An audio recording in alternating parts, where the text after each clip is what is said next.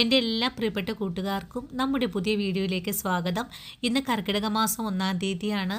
ഈ ഒരു മാസത്തിൽ തയ്യാറാക്കി കഴിക്കേണ്ടതായ വളരെ ഹെൽത്തി ആയിട്ടുള്ള ഞവരക്കഞ്ഞിയാണ് നമ്മുടെ ഇന്നത്തെ വീഡിയോ. ഈ ഒരു കഞ്ഞി ഞാനിവിടെ തയ്യാറാക്കി എടുക്കുന്നത് നമ്മുടെ വീട്ടിൽ നിത്യമുള്ള ചേരുവകൾ കൊണ്ടാണ്. മഴക്കാലമാകുമ്പോഴേക്കും നമുക്ക് തണുപ്പ് മൂലം ഉണ്ടാകുന്ന പലതരം അസുഖങ്ങളെ ചെറുത്ത് നിൽക്കാനും നമ്മുടെ ശരീരത്തിന് പ്രതിരോധ ശേഷി കൂട്ടുന്നതിനും വേണ്ടിയിട്ടാണ് മരുന്ന് കഞ്ഞി നമ്മൾ തയ്യാറാക്കി കഴിക്കുന്നത്. അതുപോലെ തന്നെ പ്രസവശേഷവും സ്ത്രീകളുടെ ആരോഗ്യത്തിന് വേണ്ടിയിട്ടും ഈ ഒരു കഞ്ഞി തയ്യാറാക്കി കഴിക്കാറുണ്ട്. അപ്പോൾ എങ്ങനെയാണ് നമ്മുടെ ശരീരത്തിന് ആവശ്യമായ ഹെൽത്തി മരുന്ന് കഞ്ഞി തയ്യാറാക്കി എടുക്കുന്നതെന്ന് നമുക്ക് വീഡിയോയിൽ കണ്ടു നോക്കാം.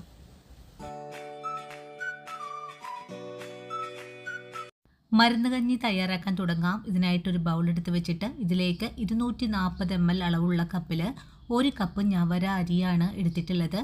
മരുന്ന് കഞ്ഞി തയ്യാറാക്കുമ്പോൾ ഇതുപോലുള്ള അരി എടുക്കുന്നതാണ് ഏറ്റവും ഉത്തമം. അരി ബൗളിലേക്ക് മാറ്റിക്കഴിഞ്ഞാൽ പിന്നെ ഇതിലേക്ക് 2 ടേബിൾ സ്പൂൺ അളവിൽ ഉലുവ ചേർക്കണം. നമ്മൾ ഇന്ന് തയ്യാറാക്കാൻ പോകുന്ന ഈ ഒരു കഞ്ഞിയുടെ അളവ് 6 പേർക്ക് കഴിക്കാൻ പറ്റുന്ന വിധത്തിലാണ്. അരിയുടെ കൂടെ തന്നെ ഉലുവ ചേർത്തിട്ടുണ്ട്. കൂടെ തന്നെ നമ്മൾ എടുത്തിട്ടുള്ളത് ആശാളിയാണ്. ആശാളിയും 2 ടേബിൾ സ്പൂൺ അളവിൽ തന്നെയാണ് എടുത്തിട്ടുള്ളത്. ഈ ഒരു ആശാളി മരുന്ന് കടകളെല്ലാം തന്നെയും കിട്ടുന്നതാണ്. ഈ ഒരു ആശാളിക്കാവട്ടെ നല്ലവണ്ണം വഴുവഴുപ്പ് കൂടുതലാണ്. ആയതിനാൽ നമ്മുടെ കൈവച്ചിട്ട് വളരെ വൃത്തിയായിട്ട് തന്നെ കഴുകിയെടുക്കണം. അതിനുശേഷം ഇത് നിറയെ തന്നെ വെള്ളം ഒഴിച്ചു കൊടുക്കാം. അരി കഴുകി കഴിഞ്ഞാൽ നല്ല വെള്ളം ഒഴിച്ചു വേണം കുതിർത്തി വെക്കാനായിട്ടും. ഇനി നമ്മൾ ഇതേ വെള്ളത്തിൽ തന്നെയാണ് അരി വേവിച്ചെടുക്കുന്നതും. ഇനി കഴുകി വെച്ചിരിക്കുന്ന അരിയിലേക്ക് 1/2 സ്പൂൺ അളവിൽ നല്ല ജീരകം കൂടി ചേർത്ത് ഒന്ന് ഇളക്കി യോജിപ്പിച്ചതിന് ശേഷം ഇതൊന്ന് കുതിർന്ന് കിട്ടാനായിട്ട് നമുക്കൊരു 3 മണിക്കൂർ നേരത്തേക്ക് മൂടി വെച്ച് കൊടുക്കണം.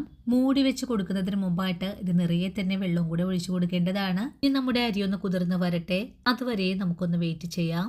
3 മണിക്കൂർ കഴിഞ്ഞപ്പോൾ അരിയെ ഒന്ന് തുറന്ന് നോക്കുന്നുണ്ട്. ഇപ്പോൾ നമ്മുടെ അരി നല്ലവണ്ണം തന്നെ കുതിർന്ന് വന്നിട്ടുണ്ട്.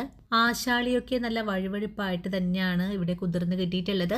ഇനി നമുക്കിതിനെ ഒന്ന് വേവിച്ചെടുക്കാം. ഞാനൊരു കുക്കറിൽ വെച്ചിട്ടാണ് വേവിച്ചെടുക്കുന്നത്. നിങ്ങൾക്ക് അടുപ്പിൽ വെച്ച് വേവിച്ചെടുക്കാനാണ് താല്പര്യമെങ്കിൽ അതായിരിക്കും ഏറ്റവും നല്ലത്. ഇനി അരിയെ ഒരു കുക്കറിലേക്ക് മാറ്റുവാണ്. കുതിർത്തിയ അരിയൊക്കെ കുക്കറിലേക്ക് മാറ്റിക്കഴിഞ്ഞാൽ നമുക്കിതിലേക്ക് കുറച്ചുകൂടെ വെള്ളം ഒഴിച്ചു കൊടുക്കണം. അല്ലെങ്കിൽ വേവിച്ചെടുക്കുന്ന സമയത്ത് ഇതെല്ലാം അടിയിൽ പിടിക്കാനൊക്കെ സാധ്യത കൂടുതലാണ്. ഇനി ഒരു തവി ഉപയോഗിച്ച് നല്ലതുപോലെ ഇളക്കി യോജിപ്പിച്ചതിന് ശേഷം ഇതിനാവശ്യമായ ഉപ്പ് കൂടി ചേർക്കണം. ഞാനിവിടെ മധുരം ചേർക്കാതെയാണ് ഈ ഒരു കഞ്ഞി കഴിക്കാൻ പോകുന്നത്. അതുകൊണ്ടാണ് ഉപ്പ് ചേർത്തിട്ടുള്ളത്. നിങ്ങൾ മധുരമൊക്കെ ചേർത്ത് തയ്യാറാക്കുവാണെങ്കിൽ ഇത്രയും ഉപ്പിൻ്റെ ആവശ്യമൊന്നും തന്നെ ഇല്ല. ഇനി കുക്കർ അടച്ചിട്ട് ഇതിനെ ഒരു 5 വിസിൽ വരുന്നത് വരെയും വേവിച്ചെടുക്കാം. അരിയൊക്കെ വെന്തു വരുന്ന സമയം കൊണ്ട് നമുക്കിതുപോലെ ഒരു ചെറിയ നാളികേരം ഒന്ന് തിരുമ്മി വെച്ചിട്ട് നല്ലവണ്ണം അരച്ചുകൂടി വെക്കണം. ഈ ഒരു സമയത്ത് നമ്മുടെ കുക്കറിൽ വേവിക്കാൻ വെച്ച കാര്യങ്ങളെല്ലാം വെന്തു വന്നിട്ടുണ്ടായിരുന്നു.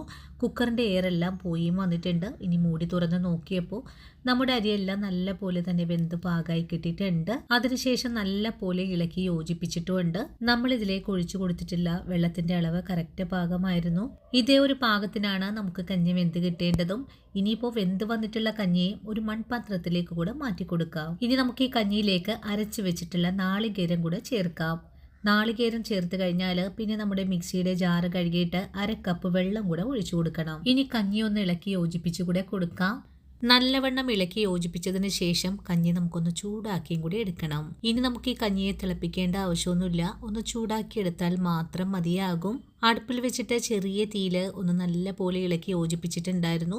ഇനി നമുക്കിതിലേക്ക് കുറച്ച് നെയ്യ് കൂടെ ചേർത്ത് കഴിഞ്ഞാൽ നമ്മുടെ ഹെൽത്തി മരുന്ന് കഞ്ഞി ഇവിടെ തയ്യാറാണ്. ഇനി നമുക്ക് ചെറിയ ചൂടോടുകൂടി തന്നെ കഴിക്കാവുന്നതാണ്. നിങ്ങൾക്കിതിലേക്ക് മധുരം ചേർത്ത് കഴിക്കാൻ താല്പര്യമാണെങ്കിൽ കുറച്ച് മധുരമൊക്കെ ചേർത്ത് കഴിക്കാവുന്നതാണ്. കഞ്ഞി തയ്യാറാക്കി കുടിക്കുമ്പോൾ 7 ദിവസമോ 9 ദിവസമോ അല്ലെങ്കിൽ 3 ദിവസമോ നമുക്ക് തുടർച്ചയായി കുടിക്കേണ്ടതാണ്. അതുപോലെ തന്നെ കഞ്ഞി കുടിക്കുന്ന സമയത്ത് നിങ്ങൾ മത്സ്യ മാംസാദികൾ ഉപേക്ഷിക്കേണ്ടതുമാണ്. നമുക്ക് എല്ലാവർക്കും ഉണ്ടാകുന്ന നടുവേദന, കാലുവേദന, കൈവേദന അങ്ങനെയുള്ള എല്ലാ അസ്വസ്ഥതകൾക്കും അതുപോലെ തന്നെ രക്തക്കുറവ്, ക്ഷീണം, തളർച്ച, സ്ത്രീകളിൽ ഉണ്ടാകുന്ന ആർത്തവ സംബന്ധമായ വേദനകൾക്കും പ്രസവശേഷം സ്ത്രീകൾക്കുണ്ടാകുന്ന എല്ലാ അസ്വസ്ഥതകൾക്കും വളരെ ഉത്തമമായ നല്ലൊരു മരുന്ന് കഞ്ഞിയാണ്.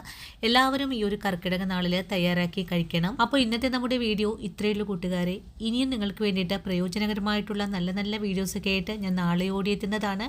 അതുവരെയും വീഡിയോ കണ്ട് സപ്പോർട്ട് ചെയ്യുന്ന എൻ്റെ എല്ലാ കൂട്ടുകാരോടും ഇനിയും കാണാനിരിക്കുന്ന എൻ്റെ പ്രിയ കൂട്ടുകാരോടും ഒത്തിരി നന്ദി സ്നേഹമൊക്കെ അറിയിച്ചുകൊണ്ട് നാളെ രാവിലെ ഓടിയെത്താം. അതുവരെയും ഒത്തിരി സ്നേഹത്തോടെ വീണ്ടും കാണാം.